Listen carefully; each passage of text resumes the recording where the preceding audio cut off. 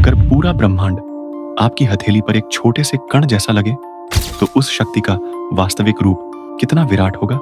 यह एक ऐसा रहस्य है जो समय के प्रारंभ से ही अनसुलझा है। सृष्टि के रचयिता स्वयं ब्रह्मा जी भी एक बार उस विराट स्वरूप को देखकर घबरा गए थे। उनका हृदय भय से भर गया, उनका मन कांप उठा। आज हम खोलने जा रहे हैं वह रहस्य, महाविष्णु का असली विराट रूप कैसा है और क्यों उसे देखकर स्वयं ब्रह्मा भी कांप उठे। श्रीमद् भागवत के अनुसार सृष्टि की शुरुआत में जब ब्रह्मा जी एक विशाल कमल से जन्मे तो उनके चारों ओर केवल गहरा अंधकार और अनंत शून्य था। न कोई आकाश था, न कोई दिशा, न कोई अंत। उन्होंने सोचा, मैं कहाँ हूं, किसने मुझे उत्पन्न किया। वे हैरान थे, बेचैन थे। उन्होंने ऊपर देखा, नीचे देखा, लेकिन उन्हें कहीं कोई छोर नहीं मिला। यह एक ऐसी अनंतता थी जिसे उनकी सीमित बुद्धि समझ नहीं पा रही थी। वे उस कमल पर अकेले बैठे थे, चारों ओर कोई हलचल नहीं, कोई ध्वनि नहीं। यह अकेलापन इतना गहरा था कि उन्होंने अपनी आंखें बंद कर ली और स्वयं को जानने की कोशिश की। और तभी उस गहन शून्य में उन्होंने ध्यान लगाया। अपनी चेतना की गहराइयों में उतरकर वे अपने मूल को खोजने लगे। उनकी एकाग्रता इतनी गहरी थी कि उन्होंने समय और स्थान के सभी बंधनों को पार कर लिया। और जब उन्होंने अपनी आंखें खोलीं तो उनके सामने प्रकट हुआ वह विराट स्वरूप। यह कोई सामान्य रूप नहीं था, यह एक ऐसा दृश्य था जो किसी भी कल्पना से परे था। यह प्रकाश और ऊर्जा का एक ऐसा सागर था जो हर दिशा में अनंत तक फैला हुआ था। यह कल्पना से परे का दृश्य था, एक ऐसा रूप जिसके भीतर असंख्य ब्रह्मांड घूम रहे हों। हर ब्रह्मांड में अपने देवता, अपने जीव, अपने समय चक्र। ये ब्रह्मांड छोटे छोटे कणों की तरह उस अनंत स्वरूप की देह में नाच रहे थे। हर एक ब्रह्मांड में लाखों आकाशगंगाएं थीं और हर आकाशगंगा में अरबों तारे। जब ब्रह्मा जी ने यह देखा तो वे कांप उठे। वे जिनको स्वयं सृष्टिकर्ता समझते थे, वे भी उस विराट स्वरूप का एक अंश मात्र है।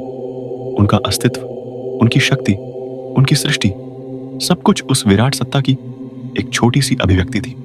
उन्हें एहसास हुआ कि वे जिस कमल पर बैठे हैं वह भी उसी विराट पुरुष की नाभि से निकला है और वे स्वयं भी उस महान लीला का एक हिस्सा है। यह ज्ञान इतना गहरा था कि उनका अहंकार, उनकी पहचान सब बिखर गया।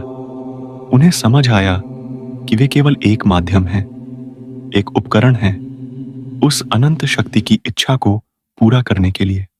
ऋग्वेद और पुरुष सूक्त में इस विराट पुरुष का वर्णन मिलता है। वहां कहा गया है, सहस्र शीर्ष पुरुषः सहस्राक्षः सहस्रपात। इसका अर्थ है उस विराट पुरुष के अनगिनत सिर हैं, अनगिनत नेत्र हैं, अनगिनत चरण हैं। लेकिन यहां सहस्र का अर्थ हजार नहीं बल्कि अनंत है। सोचिए, अगर इस पूरे दृश्य ब्रह्मांड का आकार एक रेत के कण जितना हो तो महाविष्णु के असली विराट रूप का आकार कैसा होगा। यह एक ऐसा प्रश्न है जिसका उत्तर हमारी सीमित समझ से बाहर है।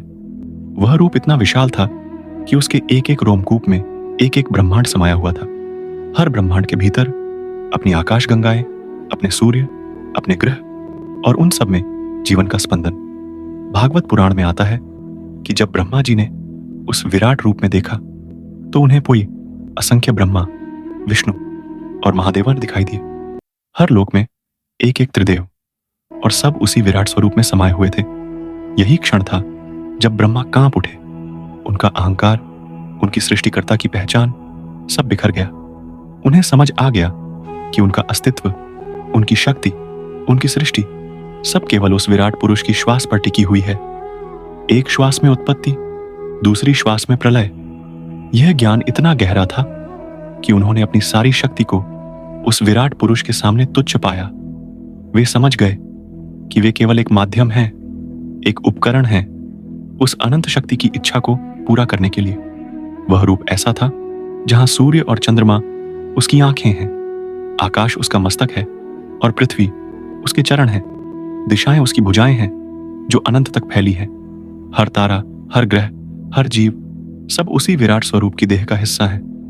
और यह केवल एक ब्रह्मांड नहीं बल्कि अनगिनत ब्रह्मांड। यही कारण था कि ब्रह्मा जी की आवाज कांप गई। वे बोले, मैं इस रहस्य का अंत कभी नहीं जान पाऊंगा। यह रूप इतना विशाल और असीम है कि इसका कोई और छोर नहीं। मेरी सारी समझ इसके सामने व्यर्थ है। उनका भय केवल अज्ञानता का नहीं था, बल्कि उस सत्य का था जो उनके अस्तित्व को ही चुनौती दे रहा था। बाद में यही विराट रूप कुरुक्षेत्र की रणभूमि पर अर्जुन को भी दिखाया गया। जब श्री कृष्ण ने अर्जुन को वह स्वरूप दिखाया तो अर्जुन की आंखें चौंधिया गईं। उन्होंने देखा देवता, असुर, ऋषि और पूरी सृष्टि उसी रूप में समाई हुई है। उन्होंने देखा कि समय स्वयं उस विराट पुरुष का एक अंग है जो सभी योद्धाओं को अपने मुख में समा रहा है। अर्जुन कांप उठे और बोले, यदि सहस्र सूर्य एक साथ आकाश में उदित हों तो भी वह तेज उस विराट रूप के समान नहीं होगा।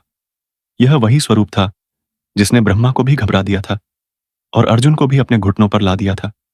यह वह स्वरूप था जिसे देखने की शक्ति सामान्य आंखों में नहीं थी, बल्कि यह दिव्य दृष्टि का विषय था।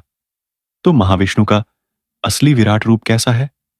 वह रूप है जहां संपूर्ण ब्रह्मांड केवल एक कण के समान है, जहां समय, देवता और लोक सिर्फ एक क्षणिक लहरें हैं।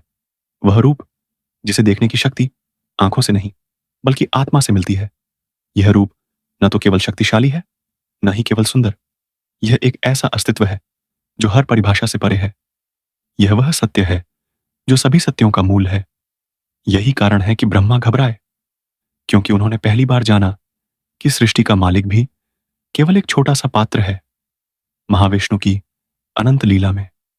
तो मित्रों, महाविष्णु का असली विराट स्वरूप वह है जिसे ब्रह्मा भी नहीं समझ पाए, अर्जुन भी सह न पाए और देवता भी भयभीत हो जाए। यह एक ऐसा रहस्य है जो हमें सिखाता है कि हम कितने छोटे हैं और यह ब्रह्मांड कितना विशाल है। यह एक ऐसा सत्य है जो हमें अहंकार छोड़ना सिखाता है और हमें विनम्रता से जीना सिखाता है। अब सवाल आपसे है, अगर आपको एक पल के लिए भी उस विराट स्वरूप की झलक देखने को मिले, तो क्या आपकी आत्मा उसे सह पाएगी, या फिर ब्रह्मा जी की तरह आप भी घबरा उठेंगे?